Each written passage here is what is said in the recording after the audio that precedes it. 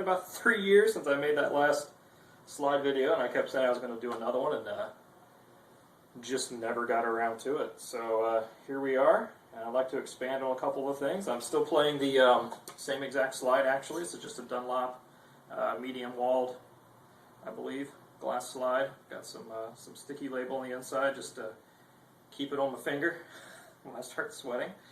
Got a real basic Dean Evo here that I actually picked up used for like 75 bucks a few years back, or quite some years back now at this point, and threw some carbon parts at it. So I've got some carbon, I believe these are C22s. Pretty much only use the neck anyway.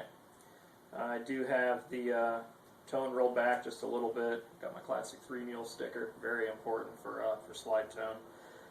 You'll probably notice that my switch is in what would normally be the treble position. My other guitar, or one of my other guitars, is a Wolfgang, which is wired what would be backwards from standard convention, so I wired this the same way, so that actually is the neck pickup setting. That would be the bridge. We are tuned to open E. That is from low to high, EBE, G sharp, BE. So just a open E chord there. A couple things I wanted to talk about today. Let me get my notes.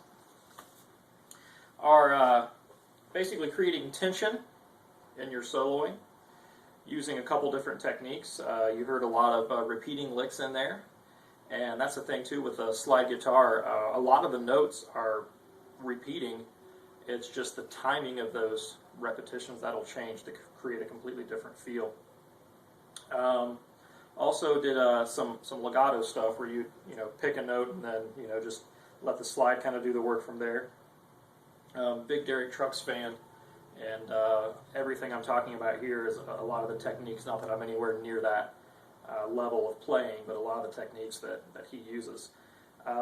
Another one would be what I would call you're picking your trailing notes wisely, or I guess your landing spots, whatever you would want to call them. I don't know if there's an official name there, but rather than resolving a lick, right down on the root, which is pleasing to the ear, you can create tension by, maybe landing on the minor third and kind of pulling that a little bit sharp before you would pause your run there. And we'll do a little bit of that. And then also some hammer-on and pull-off stuff, which I did a little bit of in the last video, though. You can really do that anywhere on the fretboard since you're in an open tuning, especially if you're playing in E. You're not going to hit any wrong notes necessarily. Not that there's any wrong notes, as it were. Playing slide, that's the beauty of slide, is all those in-betweens.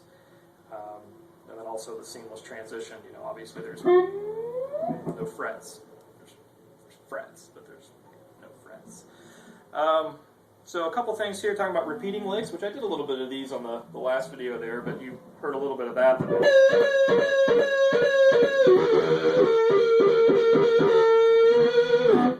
I don't think there's any further explanation really needed on that, but it's just a simple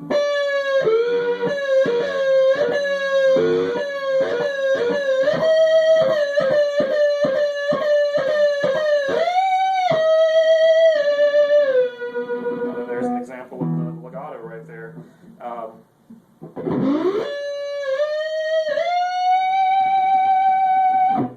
And that would be an example as well as the picking your landing or your trailing notes there. You could very easily land right on that E, but if you're wanting to pull a listener in for what's coming next,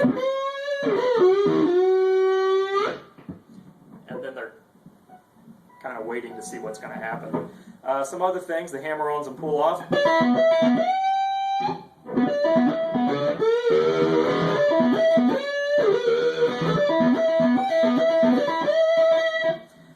Real simple stuff there. I guess that's really about it. I thought there'd be more detail here, but you can put on it. Let me go back and try to further explain some of these repeating licks here. One of the ones I was doing here is just in the second and third strings on the 12th fret, for instance, basically just between the 12th and 11 and a half. Just pulling down your B a little flat, and and sliding up back into that what ends up being a G sharp because you're tuned up a half step.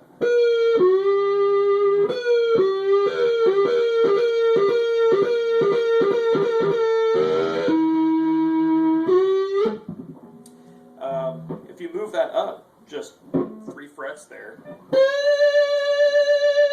it's the other one I was doing here. If you move it up again 2 more frets, what works a little better up here though is actually between the what is that, 17 and 15.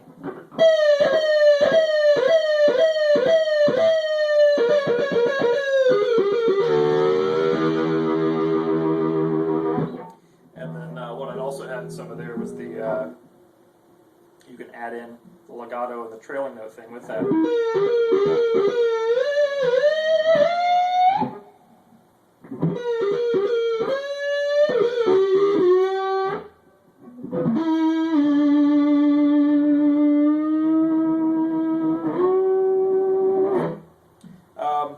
Also like to, rather than just the repeating, one I've been doing a lot. So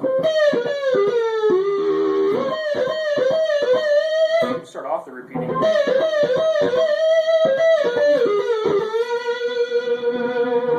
And you're probably hearing in a lot of these what I was saying about even when the licks sound different, a lot of the notes are the same. So I've got the repeating, but then I'm going to take that off into a new direction. And that's just a piece of the other. Kind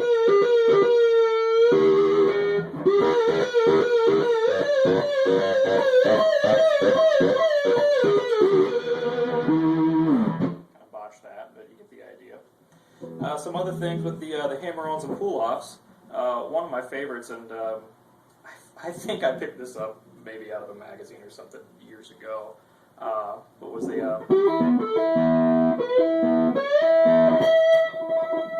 and that's just open E and B, and I'm just hammering on to the high E string there, and where's that, 3, 5, 7, 10, 12, and you end up somewhere like 15 and a half.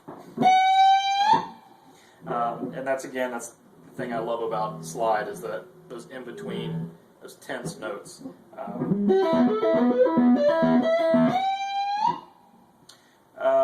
You could also do that, all over the place.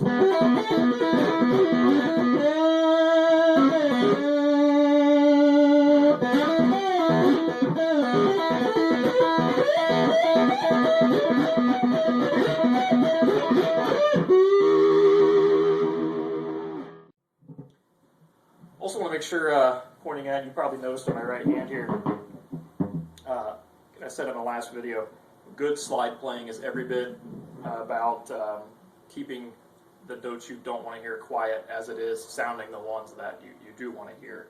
It's a combination of behind the slide muting, and I've got pretty much all 5 fingers at any time going here.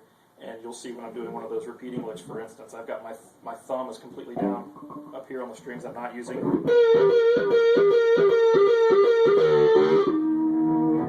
And I'm constantly working on just not letting unwanted notes pop out. And then also just a finger resting behind the slide keeps it clean. Slide noise there without it. Now, sometimes you want that. But when you don't, it's a finger behind the slide. And then, you're writing technique. So I think that goes, that's well worth repeating.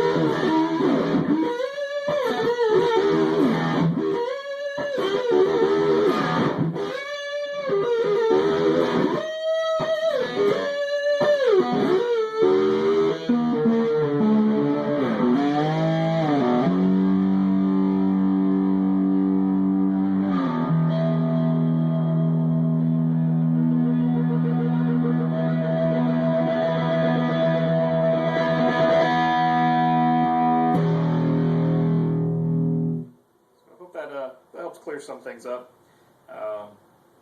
Any questions, feel free to ask, and I'll see if maybe I can do a more clarifying video after this one. But happy sliding. Enjoy.